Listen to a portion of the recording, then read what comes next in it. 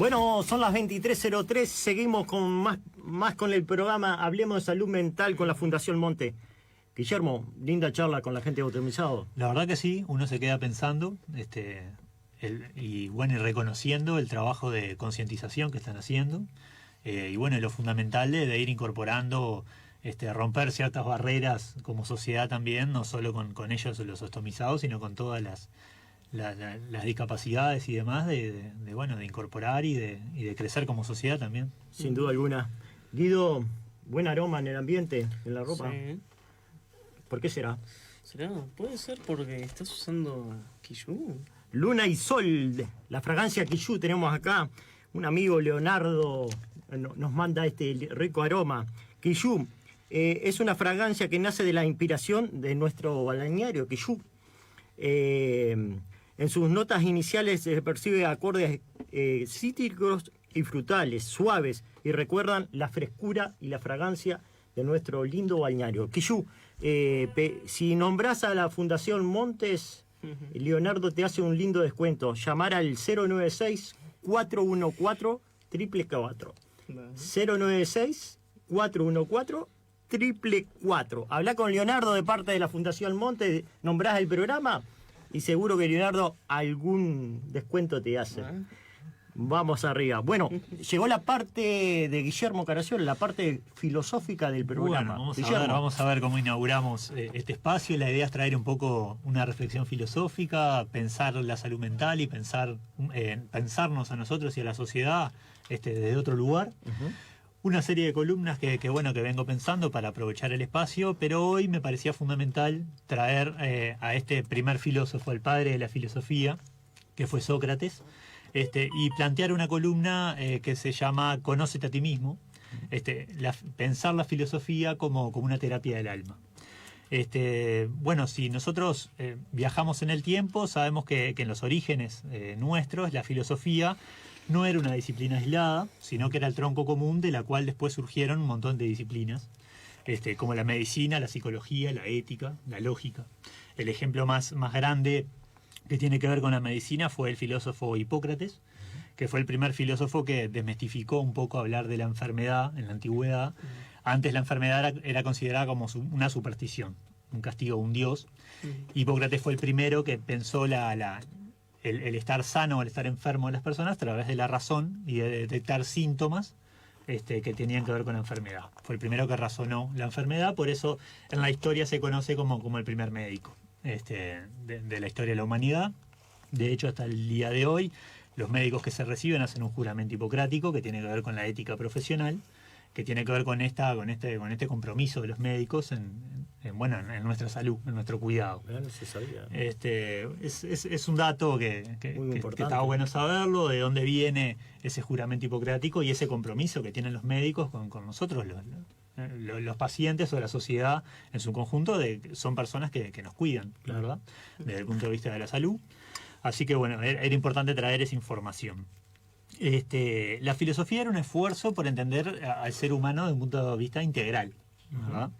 Entonces hoy cuando hablamos de salud mental, a mí siempre me hace reflexionar de que recuperamos de alguna manera esa raíz filosófica, ¿no? De entendernos a nosotros desde otro lugar.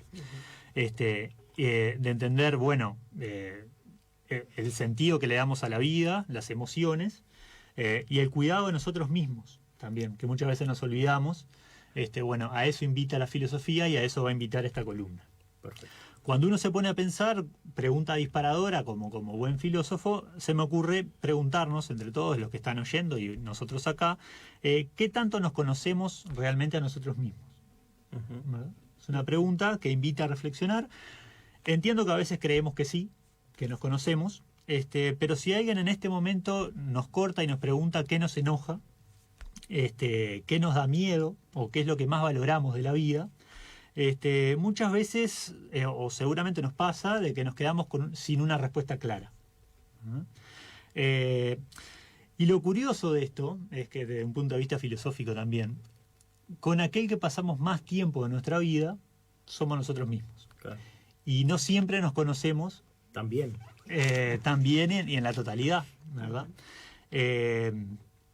hay un montón de elementos ahí en el medio que bueno, podemos ir reflexionando y pensando, o la gente si se anima a ir tirando alguna pregunta, alguna data. Y bueno, la idea es ir dialogando. Dialogando. Bien, la gente lo puede hacer puede hacerlo por principalfm.com, hacer un like en vivo, o si no al 092 128 126. Ahí nos dejan su mensajito, nos hablan mientras vamos dialogando con Guillermo. Tocaste un tema muy importante, Guillermo, la salud mental. Nuestro país, ¿vos qué crees? ¿Está atendiendo la salud mental desde un punto preventivo o recién estamos intentando dialogar ese tema? Bueno, yo creo que en realidad lo que se ve, siempre reflexionando desde un lugar de lo que invita a la filosofía, estamos en un cambio de paradigma muy grande. Tuvimos durante mucho tiempo la humanidad basados en el cientificismo, ¿verdad? En lo exacto de la ciencia, y hoy creo que se está como pasando a un paradigma más humano, más humanitario, donde hay áreas que se están atendiendo y se está empezando a dialogar, a romper esas barreras que invita a la filosofía a romper. Y bueno, acá entra el tema de la salud mental como algo que está cobrando una gran importancia.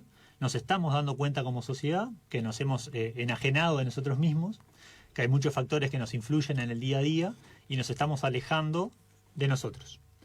Por eso es importante el autoconocimiento, por eso es importante trabajar como trabaja la Fundación Montes, como escuchamos recién al grupo Ostomizados, grupos de personas que se empiezan a organizar para trabajar en la conciencia de que tenemos que tener como sociedad, de que nos necesitamos unos a los otros. Bien. Acá tengo un mensajito, Carla de Libertad me está escribiendo y dice: buenas noches, lindo programa, una consulta, soy docente hace 15 años, ya en la escuela no se trabaja la parte esa que está nombrando Guillermo. Sí, bueno, interesantísimo por donde se lo mire lo que plantea. Hay muchos países, o algunos países, se me ocurre ahora por lo menos creo que Estados Unidos y España, que trabajan filosofía desde la escuela, desde la edad inicial de los niños. Hay un proyecto que se ha copiado, hay un grupo de personas, investigadores, que están trabajando en Facultad de Humanidades, de un proyecto de incluir filosofía desde temprana edad. Es una disciplina que es interesante incorporarla desde muy temprana edad, desde lo lúdico, desde el juego, para entender un montón de cosas, para no llegar a adultos después habiéndonos olvidado de un montón de cosas esenciales de la vida. Y también el autodescubrimiento del niño. Nosotros crecemos como personas, como sociedad, siempre rodeados de etiquetas o caminos que tenemos que recorrer que muchas veces no son lo que elegimos nosotros para nosotros. Claro. Eso es fundamental, criar a nuestros hijos en ese camino, del autoconocimiento, de saber reconocer los propios límites, saber lo que nos gusta, lo que no nos gusta. Y bueno, eso es un poco lo que quiero invitar con esta columna, y por eso elijo a Sócrates como para empezar con todo esto. Sin duda alguna. Porque esta inquietud que plantea ella, esta inquietud de lo que vengo mostrando, para que nos quedemos todos tranquilos, no es nueva. Hace más de 2000 años los griegos se preguntaban todas estas cuestiones que tienen que ver con la filosofía. Y por ejemplo, en el templo de Delfos, Sócrates encuentra una frase que usa para su filosofía, como pilar de su filosofía, que es el conócete a ti mismo. Eso, la gente iba a Delfos a buscar respuestas, siempre asociada con dioses o con cosas mitológicas, y Sócrates descubre esta frase que usa como filosofía. Por eso, para que vean la importancia del autoconocimiento, de mirarnos a nosotros mismos, que desde la antigua Grecia es un ejercicio que los filósofos antiguos procuraban que las personas hicieran, ¿no? El descubrirse. Entonces, para Sócrates, conocerse no era simplemente reconocerse frente a un espejo, por ejemplo, sino era algo mucho más profundo, era reconocer las virtudes que tenemos como seres humanos, pero también reconocer nuestros defectos, ¿verdad? Y una cosa importante, que quizá en la sociedad actual está un poco desdibujado, es entender también, que entendían los griegos, reconocer lo que sabemos y también reconocer lo que no sabemos. Hoy en día estamos viviendo, creo, en un paradigma de que todos tenemos la verdad. Y muchas veces los diálogos con el otro son quien impone esa verdad. Entonces, bueno, hay que invitar a que el diálogo sea diferente, ¿verdad? Entonces, la verdadera sabiduría para Sócrates, que es una frase que seguramente todos escuchamos en algún momento, es reconocer que solo sé que no sé nada. Eso significaba que estábamos con el otro en la misma situación inicial. Eso lo usaba Sócrates para conversar con cualquier vecino, reconociéndose, además de haber sido el mayor filósofo de la historia antigua de Grecia, él se ponía en ese lugar para intercambiar de igual a igual con los demás y ayudarlos a ese descubrimiento, ¿verdad? Entonces la pregunta esencial en este momento es, ¿qué tiene que ver lo que está diciendo este tipo? Se preguntará la gente con la salud mental, ¿verdad? Bueno, muchas veces nosotros sufrimos en la vida por no saber mirarnos adentro, ¿no? Por no hacernos preguntas, por no animarnos en realidad a descubrir eso que sentimos, ¿no? Muchas veces nos dejamos llevar por lo que otros piensan de nosotros o por lo que la sociedad dicta de cómo tenemos que ser, y terminamos totalmente enajenados de nosotros mismos, desconectados con lo que realmente somos, ¿no? Y para mí eso es fundamental, traer a Sócrates para hablar de esto, para dejar una motivación a la gente que nos está escuchando. Para la gente que nos está escuchando puede pasar. Ha evolucionado la sociedad en sí. Vivimos en una sociedad, Guillermo, que vive más rápida, sí, de lo que se vivía hace 40 años atrás. Sí. La tecnología ayudó, pero a la vez alejó mucho. Exacto. Y la gente vive en automático. Bueno, parece? eso es un tema, sí, eso es un gran tema. A mí me cuesta mucho hablar cuando hablo de las sociedades en la historia, de hablar de evolución o involución. Las sociedades cambian, ¿no? Nosotros ahora nos enfrentamos a cosas que, como vos decís, hace 30, 40 años no las conocían. Muchas veces uno escucha cuando va por la calle que, no, hace 40 años esto no pasaba. Exacto. Ahora vivimos en otra sociedad con otras formas. Claro. Hay un filósofo chino actual, Byung-Chul Han, que habla de la sociedad del cansancio. Él describe perfectamente, en esta conexión de tecnología y filosofía, él reconoce que somos una sociedad que está todo el tiempo estresada, todo el tiempo persiguiendo cosas que esencialmente o quizá no sabemos por qué las perseguimos. Pero nos estresa y sentimos todo el tiempo de que nunca vamos a llegar a eso a lo que queremos llegar. Lo importante en esto es que tenemos que definir para dónde queremos ir. Que yo creo que desde un punto de vista reflexivo, siempre lo pienso en mi casa, pobre mi compañera de vida Soledad, que me tiene que escuchar en casa. Un saludo grande a Soledad y a tu hijo. Están en casa escuchando. Que yo siempre digo que la sociedad entiendo de que no sabemos para dónde vamos, ¿no? Y eso es un tema que tenemos que definir desde el punto de vista de como sociedad y un punto de vista filosófico. ¿Para dónde vamos? ¿Para dónde queremos ir? ¿Para dónde queremos ir? Guido, ¿querías hacer una pregunta? Pues, no, yo vengo con la reflexión sobre eso. Me acordé hace poco, no me acuerdo dónde lo había escuchado, pero hace tiempo escuché unas palabras, un filósofo, no era nadie de renombre, pero era alguien que vi por internet que me llamó la atención, que era sobre que hablaba que como que la sociedad ya había perdido como el libre albedrío, por así decirlo, gracias al internet y a las redes, pero lo que él consideraba que era un ejemplo de cómo la sociedad como que transforma la visión que tiene del mundo para adaptarse a lo que ellos buscan en búsqueda como de esa forma de decir yo sé que soy yo, y tipo, como que yo lo tengo el control. Él ponía de ejemplo al sueño americano, que es una vida de excesos, una vida de yo tengo todo, con todo, hago todo lo que me gusta, todo lo que hago en todo momento, y es como que dicen, lo que él decía prácticamente como para resumir la idea es que el sueño americano es la mejor forma de demostrar una vida sin libertad, de lo que hace no tener tu propio pensamiento, porque al vivir en lo que todo el mundo quiere, no tenés tu propia libertad. Exacto, exacto. Y eso es básicamente lo que nos aleja, ¿verdad?, del otro y de nosotros mismos. Cada uno persigue ese fin que alguien lo impuso, sin saber realmente si es lo que realmente quiero o es para dónde quiero ir. Claro. Y eso te aleja del otro porque vivimos también en un sistema de alta competencia. Si vos llegás, yo no llego. Entonces, Claro. nunca piensa, la sociedad actual, no estamos pensando que podemos llegar todos ahí. Entonces, bueno, en esta forma de competir con el otro es que nos alejamos cada vez más, digamos. Siguen llegando mensajes al 092-128-126. ¿Vos tenés uno, Guido, ahí? Comparto uno. Nos habla Esteban Sosa, mi querido tío, Un saludo al tío Esteban. A que ver. nos quiere decir: yo creo que no nos educan ni se nos enseña qué es la autoexploración. Tal cual, sí, es un debe porque también la educación, a ver, hay dos formas de entender la educación. O la educación reproduce o la educación transforma.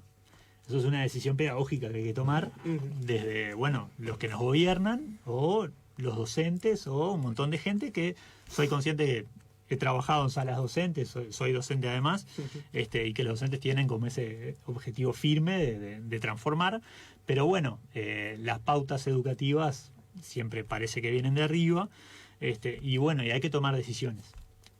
La sociedad, la educación lo que hace, lo que ha hecho en los últimos milenios es reproducir porque necesita fabricarnos de alguna manera. Pero bueno, yo entiendo que hay cambios. Se ven, siempre uno no va a vivir para ver el cambio profundo que siempre anhela, pero creo que hay generaciones más jóvenes que tienen otra forma de entender la realidad y que alguna transformación evidentemente van a traer. Bueno, tengo otra pregunta. Carlos, acá del centro. Saludo para los tres. Lindo programa. Saludo para Guillermo ahí. Tengo un hijo adolescente, dice, en el liceo. Lo que noto yo como padre es que mi hijo no le enseñan pensamiento crítico en el liceo. Viene con respuestas, pero no se hace preguntas. No se hace preguntas, sí. Qué importante este programa. La verdad que sí, por eso me gusta que también. Exacto, me gusta que la gente tire eso porque, bueno, es así. Nos cuesta hacernos preguntas. Nos cuesta tanto en el liceo como en nuestra casa o donde tenemos miedo a hacernos las preguntas. No cuestionan. El tema, yo pienso también, Guido que es adolescente, está en sexto de UTU. Lo que te dicen los profesores no se cuestionan, no. ¿Qué mirada nos puede dar aprovechando a este joven que tenemos acá? A ver. Pues justo ahora sacaste el tema del profesor, me llama la atención porque algo que hablamos, que es que yo tuve realmente dos profesores de filosofía y pude ver las dos perspectivas, porque primeramente tuve un profesor, digamos, hombre mayor, que se notaba por su forma de cómo se expresaba que él ya como que sentía como que ya estaba en ese punto de su vida que estaba diciendo: yo me empiezo a conocer más. Pero actualmente tengo un profesor más joven, que él se explica, nos da los temas, pero a veces siento como que él es más mecánico, como que se siente aún ese camino por descubrir. Y viendo desde la perspectiva del adolescente, sobre todo esto de las preguntas que uno nos hace, siento que el mayor problema, que ya lo he dicho varias veces, pero el adolescente siente como que tiene ese como ímpetu de decir: yo ya lo sé. Como que por la edad muchos suele pasar a veces incluso inconscientemente que decimos: yo ya tengo todo resuelto, ya viví lo suficiente como para entender. Y no, a veces uno no ha vivido o ni siquiera ha empezado a vivir como para empezar a darse esas respuestas. Exacto, sí. Bueno, la respuesta de yo ya lo sé es todo lo contrario a la invitación filosófica. Claro. El ya lo sé es una postura dogmática de no me atrevo a no saber. Claro. Vivimos una sociedad de la certeza y no de la duda. Entonces, bueno, es más fácil tener certezas, aunque no sé, en realidad como filósofo la certeza no existe. Hay que animarse a preguntarse y tenemos que animar a preguntarnos a nosotros mismos, para después animarnos a abrir la cancha y preguntarle al otro y entender un montón de cosas que nos rodea, pero si no nos entendemos nosotros primero, es un poco difícil. Entonces, si lo pensamos un poco, conocerse uno mismo es como quien hace terapia, básicamente en la actualidad. Necesitamos detenernos un poco, observar, bueno, qué pasa por nuestra mente, por nuestro corazón, las emociones. Vivimos en una sociedad difícil a la hora de hablar de emociones, ¿verdad? El hombre tiene que sentir de cierta manera, la mujer tiene que sentir de otra, y cada género tiene que vivir de acuerdo a ciertos parámetros. Que eso creo que lo que está rompiendo las generaciones que vienen están rompiendo con eso. Que a nosotros nos cuesta, claro, porque somos de otra generación, pero que yo lo veo, ahora hace años que no ejerzo la docencia, pero lo empecé a ver como docente, de que empiezan a haber cuestionamientos.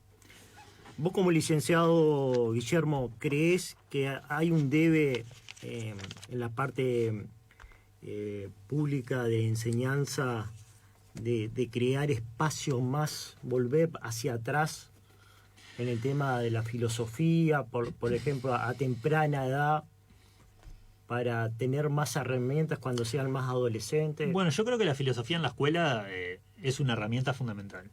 Es una herramienta crecer con otra forma de entender la realidad, hacer un pensamiento crítico, reflexivo, es mejor que tener un pensamiento predeterminado, por decirlo de alguna manera. Yo soy un defensor de la filosofía, de todas las edades. Si uno... vamos a ver todo el panorama. Si uno ve la educación hoy en Uruguay, ve que filosofía aparece en cuarto de liceo.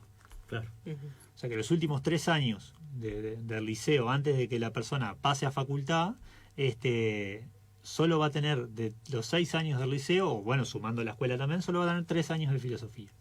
Donde si te pasa que la filosofía se enseña de una manera mecánica, ¿cómo vas a seguir vos una carrera? Hoy la gente que sigue filosofía es una locura, es paradigmático. ¿De dónde saca esas ganas de querer hacer filosofía cuando durante toda su escolaridad no la No vio, la tuvo, no la claro. presenció, no entendió?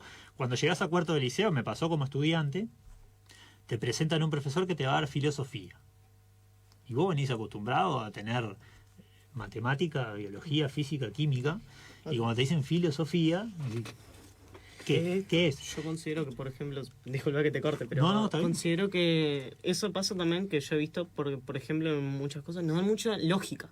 Ese es el problema, que nos dan mucha lógica. Y al dar mucha lógica a un estudiante, que por ejemplo yo que vengo de estudiar en varios liceos, siempre al darte lógica te cierran esa puerta y la oportunidad de poder crear el pensamiento. He visto compañeros, sobre todo, que veo que quieren cambiar de carreras y todo eso, sobre todo, pero he visto que algunos dicen que les gusta la filosofía, pero vienen porque ellos tienen una base de filosofía, por ejemplo, son filosofía que ves por internet, como que no tenés como la base real, por así decirlo, no tenés como alguien especializado que te dé ese interés.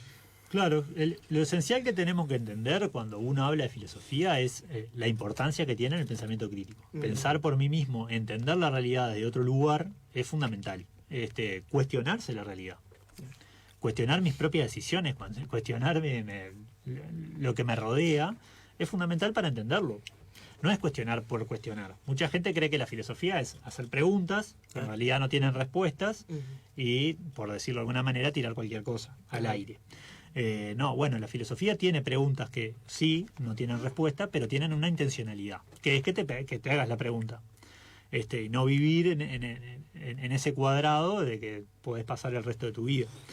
Entonces, bueno, Sócrates no escribió, todo lo que conocemos de Sócrates lo conocemos a través de Platón, su discípulo, porque él tenía como herramienta fundamental el diálogo. Esto que estamos haciendo ahora, bueno, que lo estamos haciendo con la gente que nos está escuchando, él conversaba con la gente, preguntaba, cuestionaba, porque lo que buscaba en realidad es que la persona llegara a descubrir un conocimiento de la realidad, una forma de ver la realidad, que ya estaba dentro de ella, pero que no lo tenía reconocido. ¿Ah? Tenía apagado ese sentimiento crítico. ¿Ah? Por eso Sócrates insistía en que esa persona despertara. Se comparaba el método socrático con el método de la partera, ¿verdad? Sócrates daba luz a las ideas de una persona que tenía totalmente apagada.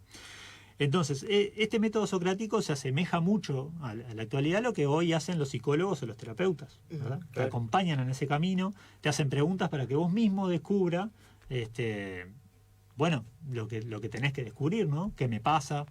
¿Para dónde tengo que ir? Entender los vacíos. Sentir vacíos a veces en la vida no es algo malo, sino que es algo que tenemos que entender porque lo tenemos para poder actuar. Entonces, hoy lo hablamos un poco, pero si uno va y piensa en la vida cotidiana, nos damos cuenta que muchas de las cosas que hacemos en el día, como lo decías vos hoy, Guido, son mecánicas. No nos preguntamos mucho. Bueno, vamos a un pequeño corte y seguimos, Guillermo. Dale, ¿cómo no?